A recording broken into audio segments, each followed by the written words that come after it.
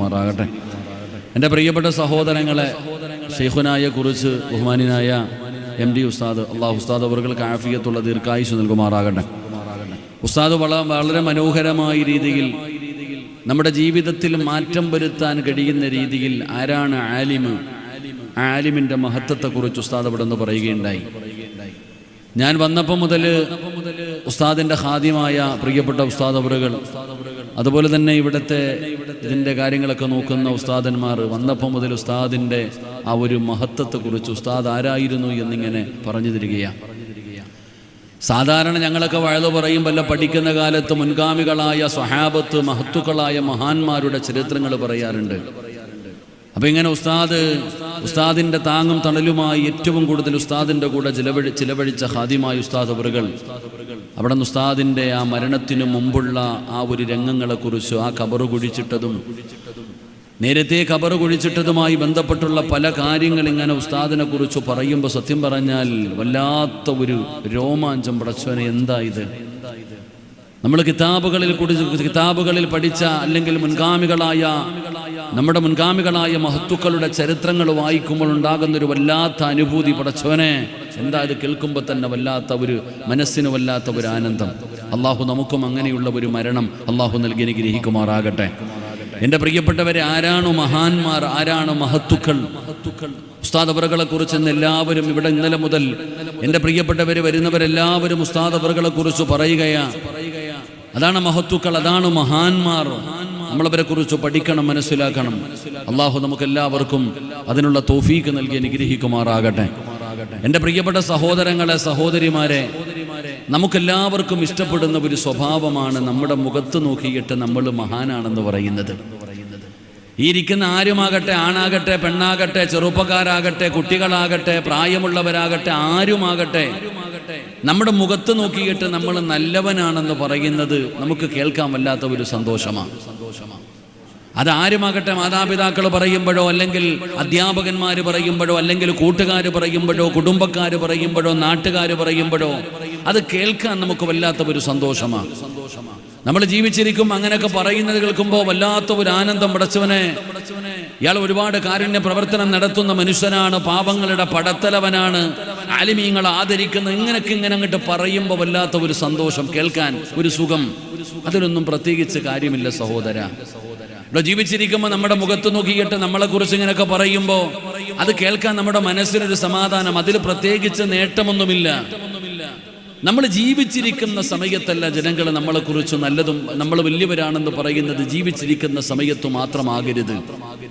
സത്യത്തിൽ എൻ്റെ പ്രിയപ്പെട്ടവരെ, നമ്മൾ ചരിത്രങ്ങൾ വായിച്ചു നോക്ക്.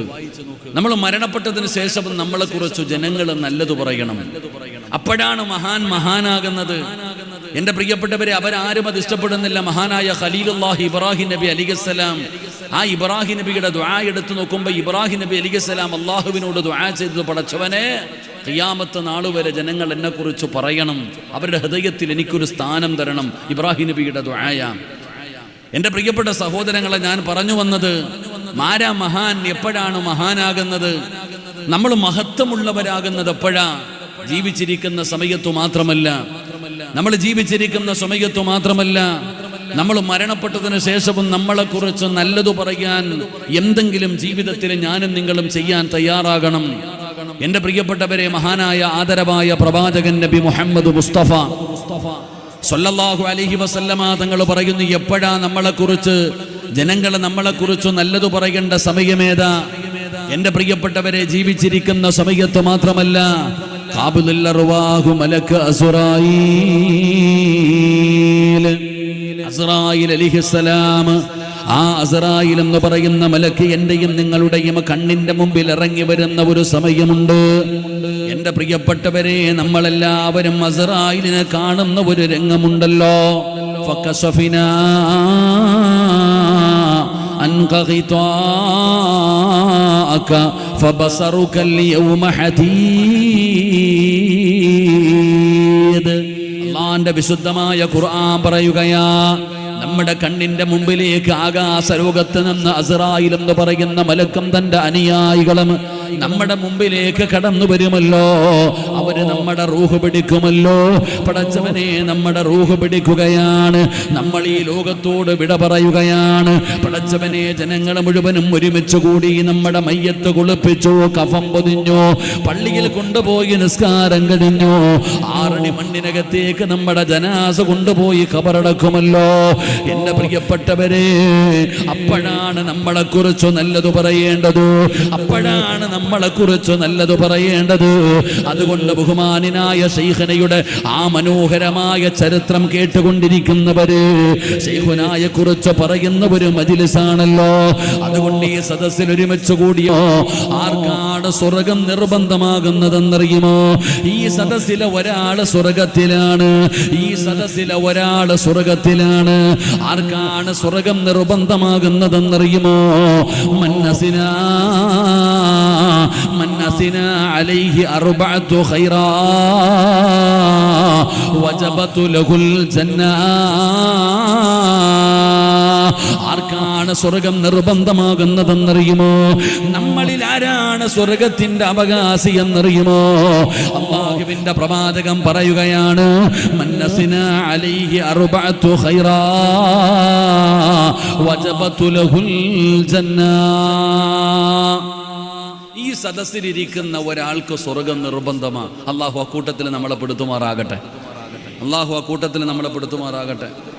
നിങ്ങളൊന്നും ഇരിക്കണില്ലടാ ചങ്ങായിമാരെ, കായയുടെ നിങ്ങളൊന്നും ഇരിക്കണില്ല. ഈ നിൽക്കണ ചങ്ങായിമാരെ കാണുമ്പോൾ എനിക്കൊരു വിഷമം. ഇരിക്കണ ചങ്ങായി, പെട്ടെന്ന് കയറിയിരുന്ന ഉസ്താദ് പോകുമ്പോൾ എഴുന്നേറ്റാ പോരെ, അതൊക്കെ വഴുതൊക്കെ. ഈ സദസ്സിലിരിക്കുന്ന ഒരാൾക്ക് സ്വർഗം നിർബന്ധമാണ്. അള്ളാഹു അക്കൂട്ടത്തിൽ നമ്മളെ പെടുത്തുമാറാകട്ടെ. അമ്മീ പറ. ജീവിച്ചിരിക്കുന്ന കാലത്ത് സിറാജൻ വലിയ മഹാന വല്ല കാര്യമുണ്ടോ?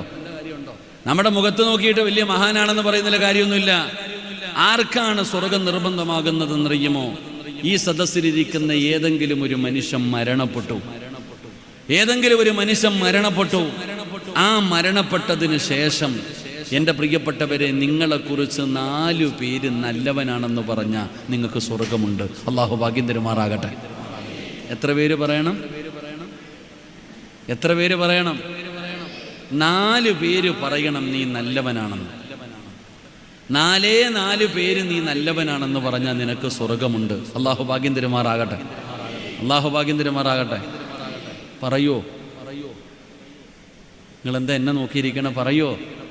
ആ, പറയും അല്ലേ? 4 പേര് പറഞ്ഞാൽ മതിയല്ലോ ഉസ്താദ്, അല്ലേ? നമുക്കൊരു ധാരണയുണ്ട്, പടച്ചവനെ 4 പേര് പറഞ്ഞാൽ സ്വർഗം കിട്ടുമല്ലോ.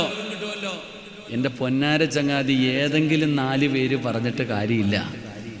റോഡെ വായി നോക്കി നടക്കുന്ന ഏതെങ്കിലും 4 പേര് വന്നിട്ട് നീ മഹാനാന്ന് പറഞ്ഞാൽ മഹാനാവോ? നീ നല്ലവനാണെന്ന് പറഞ്ഞാൽ നല്ലവനാകോ? ഇല്ല. പറയേണ്ട 4 പേര് പറയണം. സാക്ഷി നിൽക്കുന്നവൻ അർഹതയുണ്ട്, യോഗ്യതയുണ്ട്. ആരെങ്കിലും സാക്ഷി നിന്നാൽ മതിയോ? മതിയോ? മോളെ കെട്ടിച്ചപ്പോൾ റോഡെ പോയവനെയാണ് സാക്ഷി നിർത്തിയേ? അല്ല. സാക്ഷി നിൽക്കുന്നവൻ യോഗ്യതയുണ്ടാകണം. അതുകൊണ്ട് ഏതെങ്കിലും 4 പേര് പറഞ്ഞാൽ പോരാ, പറയേണ്ട 4 പേര് പറയണം. അള്ളാഹു ഭാഗ്യം തരുമാറാകട്ടെ, അള്ളാഹു ഭാഗ്യം തരുമാറാകട്ടെ. അതുകൊണ്ട് ആ 4 പേര് ആരാണെന്ന് ഞാൻ പറഞ്ഞു തരാം. ആ 4 പേര് ആരാണെന്ന് ഞാൻ പറഞ്ഞു തരാം.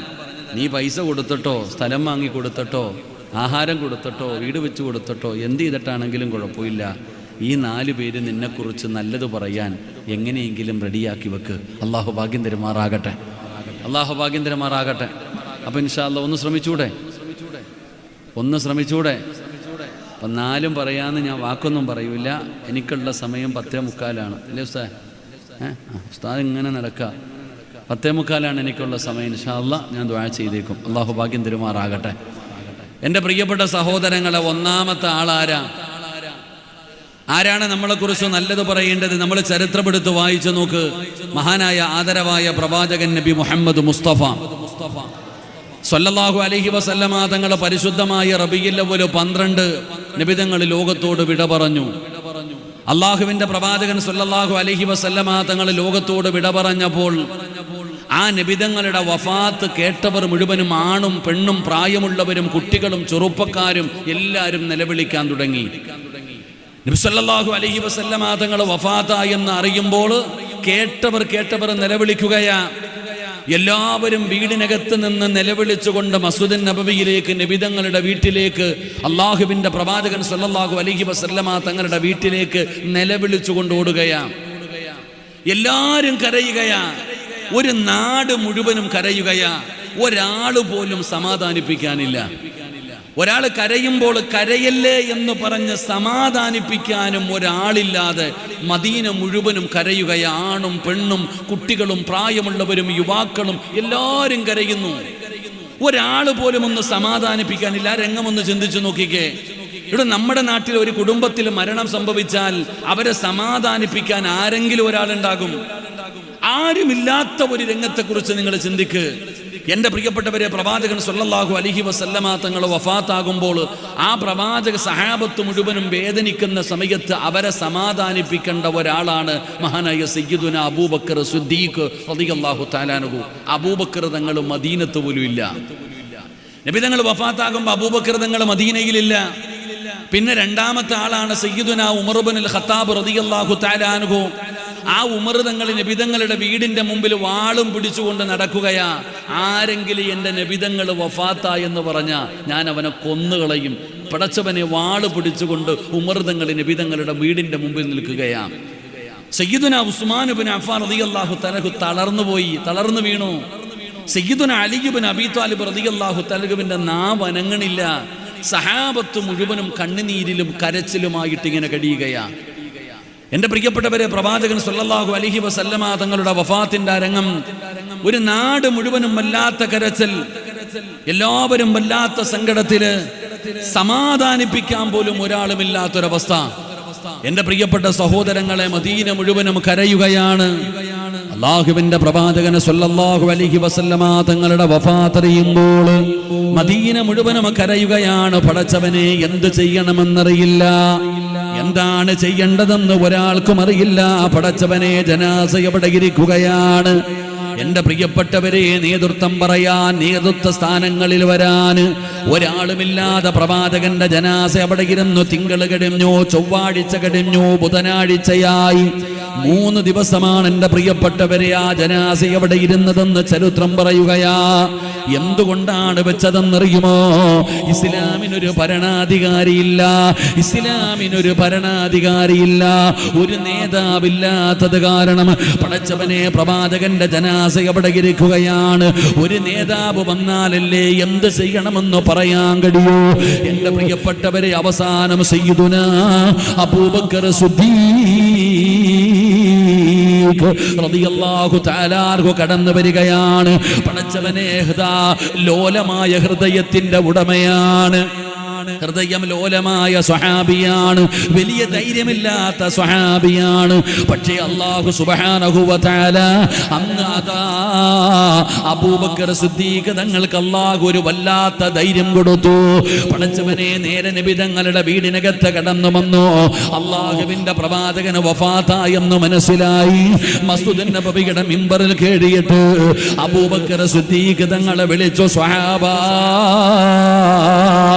അല്ലാഹുവിന്റെ പ്രവാചകന് ലോകത്തോട് വിട പറഞ്ഞു. സ്വഹാബാ, എല്ലാവരോടും പ്രഖ്യാപിക്കുകയാണ് അബൂബക്കർ തങ്ങൾ, പടച്ചവനെ, അതാ ഇസ്ലാമിനൊരു പുതിയ നേതാവ് കടന്നു വരികയാണ്. അബൂബക്കർ സിദ്ദീഖ് റളിയല്ലാഹു തആല അൻഹു പടച്ചവനെ സ്വഹാബത്തിനെ വിളിച്ചുകൂട്ടി നബി തങ്ങളുടെ ഖബറടക്കാനുള്ള കാര്യങ്ങളെ കുറിച്ച് ചർച്ച ചെയ്യുകയാണ്. പടച്ചവനെ, അങ്ങനെ എവിടെയാണ് ഖബറടക്കേണ്ടത്, ആരാണ് കുളിപ്പിക്കേണ്ടത്, എവിടെ നിന്നാണ് വെള്ളം കൊണ്ടുവരേണ്ടത്, പടച്ചവനെ, എല്ലാ കാര്യങ്ങളും അവിടെ നിന്ന് തീരുമാനിച്ചു. ബുധനാഴ്ച വൈകുന്നേരത്തോട് അല്ലാഹുവിന്റെ പ്രവാചകൻ സല്ലല്ലാഹു അലൈഹി വസല്ലമ തങ്ങളുടെ ജനാസ ആ പരിശുദ്ധമായ മദീനത്ത് റൗളാ ശരീഫിനകത്ത് ഖബറടക്കുകയാണ്. പടച്ചവനെ, ഇസ്ലാമിന്റെ ഖലീഫയായി, ഒന്നാമത്തെ ഖലീഫയായി സയ്യിദുനാ അബൂബക്കർ സിദ്ദീഖ് റളിയല്ലാഹു തആല അൻഹു ഭരണമേൽക്കുകയാണ്. പടച്ചവനെ, ഭരണം നടത്തുകയാണ്. ഒരാൾക്കും എതിർപ്പില്ല. അബൂബക്കർ തങ്ങൾ ഭരണാധികാരിയായി 2 വർഷവും 3 മാസവും 2 വർഷവും 3 മാസവും അബൂബക്കർ സിദ്ദീഖ് തങ്ങൾ ഭരണാധികാരിയായിരുന്നു. അവസാനമല്ല അബൂബക്കർ സിദ്ദീഖ് തങ്ങൾക്കൊരു കാര്യം മനസ്സിലായി. തന്റെ മരണമെടുത്തെന്ന്, തന്റെ മരണമെടുത്തെന്ന് അബൂബക്കർ തങ്ങൾക്ക് മനസ്സിലായി. മനസ്സിലൊരു ടെൻഷനുണ്ട്. എന്താണ് ടെൻഷൻ എന്നറിയുമോ? അല്ലാ, ഞാൻ മരണപ്പെട്ട് കഴിഞ്ഞാൽ അടുത്ത ഒരു നേതാവില്ലല്ലോ. പടച്ചവനെ, നബി തങ്ങളുടെ ജനാസ അവിടെ വെക്കാനുള്ള കാരണം ഒരു നേതാവില്ലാത്തത് കൊണ്ടായിരുന്നു. അതുകൊണ്ട് പടച്ചവനെ, എനിക്ക് ആ അവസ്ഥ വരരുത്. അതുകൊണ്ട് മരിക്കുന്നതിന് മുമ്പ് ഒരു നേതാവിനെ തെരഞ്ഞെടുക്കണം. അങ്ങനെ അബൂബക്കർ തങ്ങളുടെ നേതാവിനെ തെരഞ്ഞെടുക്കാൻ തീരുമാനിച്ചു. ആരുടെ പേരാണ് ഓർമ്മ വരുന്നത്? സയ്യിദുനാ ഉമർ ഇബ്നുൽ ഖത്താബ്. ഉമർ തങ്ങളുടെ പേരാണ് ഓർമ്മ വന്നത്. ഇസ്ലാമിന്റെ രണ്ടാമത്തെ ഖലീഫയായി ഉമറിനെ തെരഞ്ഞെടുക്കാം. അബൂബക്കർ സിദ്ദീഖ് തങ്ങളെ തീരുമാനിച്ചു. പക്ഷേ മനസ്സിലൊരു ടെൻഷനുണ്ട്. അല്ലാ, ഉമറിനെ കുറിച്ച് എനിക്ക് ഒരുപാടൊന്നും അറിയില്ലല്ലോ.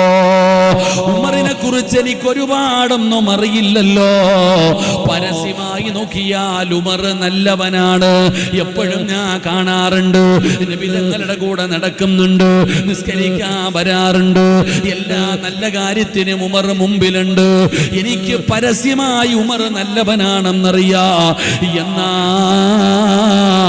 രഹസ്യമായ ജീവിതത്തിൽ ഉമറിന്റെ സ്വഭാവം എനിക്കറിയില്ലല്ലോ. അല്ലാ, പരസ്യമായ ജീവിതത്തിലും രഹസ്യമായ ജീവിതത്തിലും അല്ലാഹനെ പേടിക്കുന്നവനല്ലേ അധികാരം കൊടുക്കേണ്ടത്. അതുകൊണ്ട് ഉമറിനെ കുറിച്ച് പഠിക്കണം തമ്പുരാനെ. ഉമർ ആരാണെന്നറിയണം തമ്പുരാനെ. അങ്ങനെ അബൂബക്കർ സിദ്ദീഖ് റളിയല്ലാഹു തആല അൻഹു എന്ത് ചെയ്തെന്നറിയുമോ? ഉമറിന്റെ സ്വഭാവം പഠിക്കാൻ തീരുമാനിച്ചു. യാ സയ്യിദുനാ ഉസ്മാൻ ഇബ്നു അഫ്ഫാൻ. ഉസ്മാൻ റളിയല്ലാഹു തആല അൻഹുവിനെ വിളിക്കുകയാ. ഉസ്മാൻ തങ്ങളെ വിളിച്ചു. എന്നിട്ട് പറഞ്ഞു, ഉസ്മാനെ, ഉമറിനെ ഞാൻ ഭരണാധികാരിയായി തെരഞ്ഞെടുക്കാൻ പോവുകയാണ്. എന്റെ മരണം അടുത്തിരിക്കുകയാണ്. അതുകൊണ്ട് അധികാരം ഉമറിന് കൊടുക്കണമെന്ന് ആഗ്രഹമുണ്ട്. പരസ്യമായി നോക്കിയാൽ ഉമർ നല്ലവനാ. രഹസ്യമായ ജീവിതത്തിൽ ഉമറിനെ കുറിച്ച് എനിക്കറിയില്ല. നിനക്കറിയാം ഉസ്മാൻ. ഉമറിന്റെ സ്വഭാവം നിനക്കറിയാം. കാരണം നീ ഉമറിന്റെ കൂട്ടുകാരനാണ്. ഉമർ തങ്ങളുടെ ഏറ്റവും അടുത്ത ഫ്രണ്ട് സയ്യിദുനാ ഉസ്മാൻ ഇബ്നു അഫ്ഫാൻ. ഉസ്മാൻ റളിയല്ലാഹു തആല അൻഹുവാണ്. അതുകൊണ്ട് അബൂബക്കർ തങ്ങളെ ചോദിക്കുകയാ. അവിടെന്ന് പറയുകയാ, അഖ്ബിർനീ അൻ ഉമർ ഇബ്നുൽ ഖത്താബ്. ഉമർ ആരാണെന്ന് പറഞ്ഞു തരുമോ? ഉമറിന്റെ സ്വഭാവം ഒന്ന് പറഞ്ഞു തരുമോ?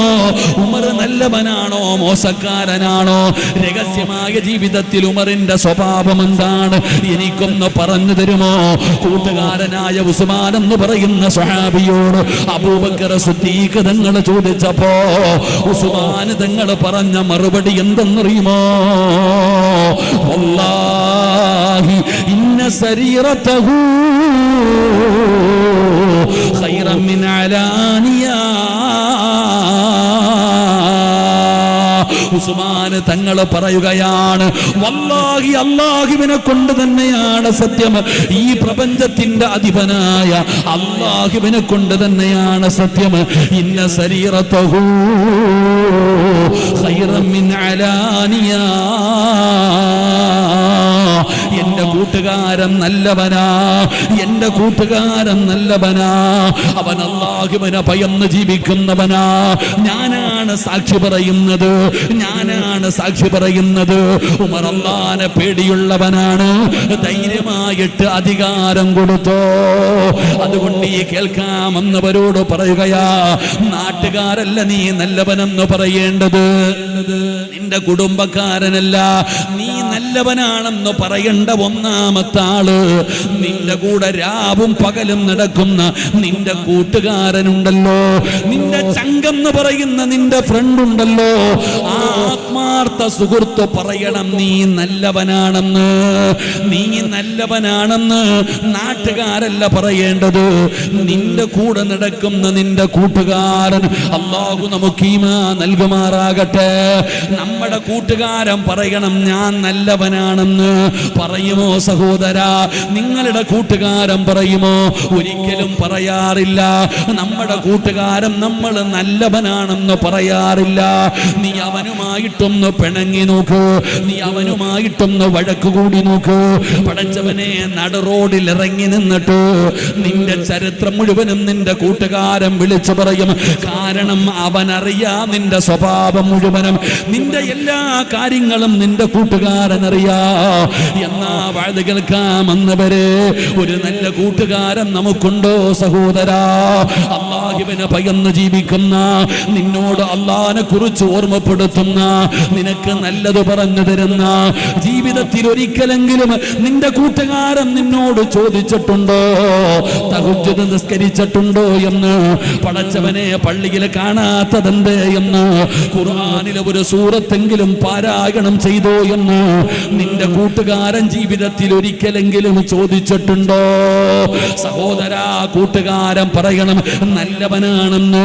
ഫ്രണ്ട്ഷിപ്പിന് വല്ലാത്ത പ്രതിഫലമാണ്. നല്ല കൂട്ടുകാര് വേണം സഹോദരാ.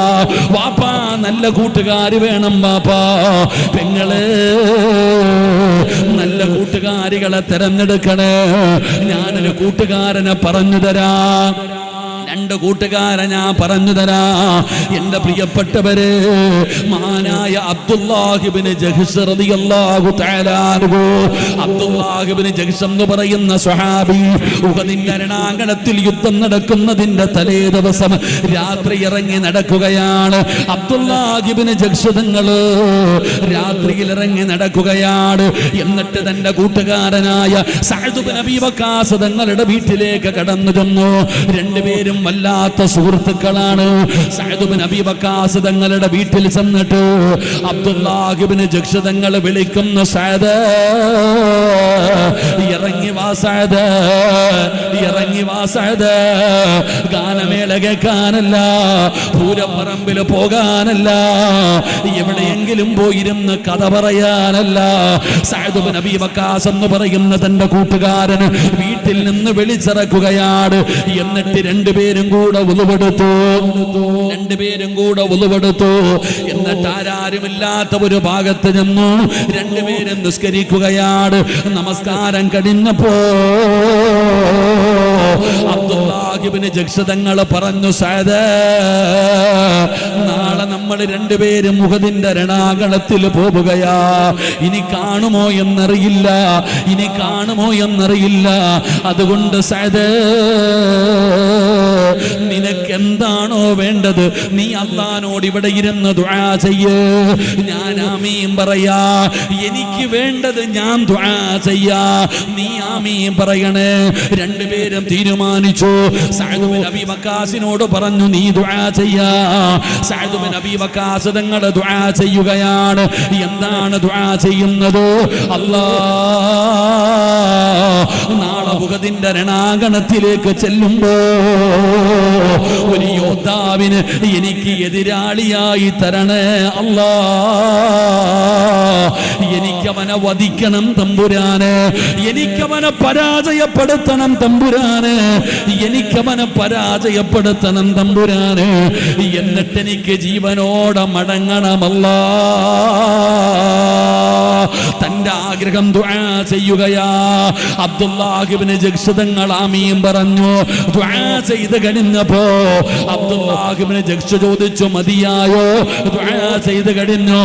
എങ്കിലും ഞാൻ ദുആ ചെയ്യാം, എങ്കിൽ ഞാൻ ദുആ ചെയ്യാ. സഅദ് ഇബ്നു അബീ വഖാസ് തങ്ങളോട് പറഞ്ഞു ആമീൻ പറയാറ്. അബ്ദുല്ലാഹ് ഇബ്നു ജഹ്ശ് തങ്ങൾ രണ്ട് കൈയും അല്ലാഹുവിന്റെ ദർബാറിലേക്ക് ഉയർത്തിയിട്ട് അവിടുന്ന് ദുആ ചെയ്യുന്നു. അല്ലാഹ്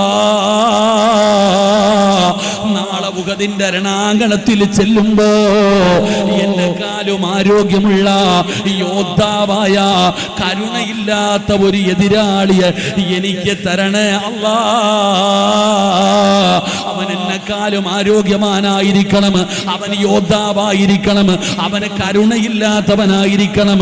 അവൻ എന്റെ കൈ രണ്ടും വെട്ടി മുറിക്കണേ പടച്ചവന്, എന്റെ കാല് മുറിക്കണേ പടച്ചവന്, എന്റെ ചെവി മുറിക്കണേ പടച്ചവന്, എന്റെ മൂക്ക് മുറിച്ചെടുക്കണേ തമ്പുരാന്, എന്റെ ചെവി മുറിച്ചെടുത്തിട്ട് രണാങ്കണത്തിൽ കെട്ടി തൂക്കണേ അല്ലാഹ്.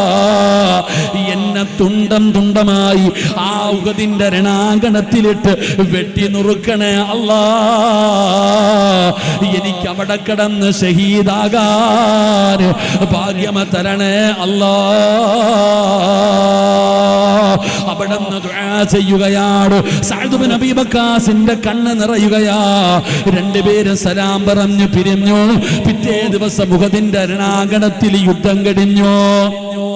ഉഹദിന്റെ രണാങ്കണത്തിൽ യുദ്ധം കഴിഞ്ഞു. സഅദ് ഇബ്നു അബീ വഖാസ് തങ്ങൾ ദുആ ചെയ്തതുപോലെ ഒരു നേതാവിനെയാണ് കൊല്ലാൻ കഴിഞ്ഞത്. ഏറ്റവും വലിയ ശത്രുവിനെയാണ് പരാജയപ്പെടുത്തിയത്. അൽഹംദുലില്ലാഹ്, അല്ലാഹു എന്റെ ദുആ സ്വീകരിച്ചല്ലോ. പിന്നെ ചിന്തിക്കുന്നത് കൂട്ടുകാരനെ കുറിച്ചാണ്. തന്റെ കൂട്ടുകാരന്റെ കാര്യം അറിയണമല്ലോ. ഓടുകയാ, ഉഹദിന്റെ രണാങ്കണത്തിലൂടെ ഓടുകയാ. ഉഹദിന്റെ രണാങ്കണത്തിലൂടെ ഓടിച്ചെല്ലുമ്പോ സുബ്ഹാനല്ലാഹ് മരണത്തോട് മല്ലടിച്ചുകൊണ്ട് കിടക്കുകയാണ്. കൈ രണ്ടും മുറിച്ചു മാറ്റിയിട്ടുണ്ട്, കാല് മുറിച്ചു മാറ്റിയിട്ടുണ്ട്, മൂക്ക് മുറിച്ചു മാറ്റിയിട്ടുണ്ട്, ചെവിയാണെങ്കിൽ ഇങ്ങനെ നൂലിൽ കെട്ടി തൂക്കിയിട്ടിരിക്കുകയാണ്. ശരീരം മുഴുവനും തുണ്ടം തുണ്ടമായി വെട്ടി നുറുക്കിയിരിക്കുകയാണ്. സക്കറാത്തിന്റെ അവസ്ഥയിൽ കിടക്കുകയാ. ആ സമയത്ത് സഅദ് ഇബ്നു അബീ വഖാസ് തങ്ങളോട് അബ്ദുല്ലാഹ് ഇബ്നു ജഹ്ശ് തങ്ങൾ പറഞ്ഞു, സഅദ് എന്റെ ദുആ അല്ലാഹു സ്വീകരിച്ചു. സഅദ് അല്ലാഹുവിന്റെ മുമ്പിൽ ചെല്ലുമ്പോ എനിക്ക് പറയാം എന്റെ കൈ കൊടുത്തെന്ന്, എന്റെ കാല് കൊടുത്തെന്ന്, എന്റെ ചെവി കൊടുത്തെന്ന്, എന്റെ മൂക്ക് കൊടുത്തെന്ന്, എന്റെ ജീവിതം കൊടുത്തെന്ന് എനിക്ക് അല്ലാഹുവിനോട് പറയാ. സഅദ് നീയാണടാ സാക്ഷി, സഅദ് നീയാണടാ സാക്ഷി. നാളെ അല്ലാഹുവിന്റെ മുമ്പിൽ എനിക്ക് വേണ്ടി നീ സാക്ഷി പറയടേ. മഹാനായ സഅദ് ഇബ്നു അബീ വഖാസ് തങ്ങളോട് പറയുകയാണ്, നീ നാളെ അല്ലാഹുവിനോട് എനിക്ക് വേണ്ടി സാക്ഷി പറയണം, എനിക്ക് സ്വർഗ്ഗം വാങ്ങിത്തരണം. ഇത് തന്നെയാ അല്ലാഹും പറഞ്ഞത്.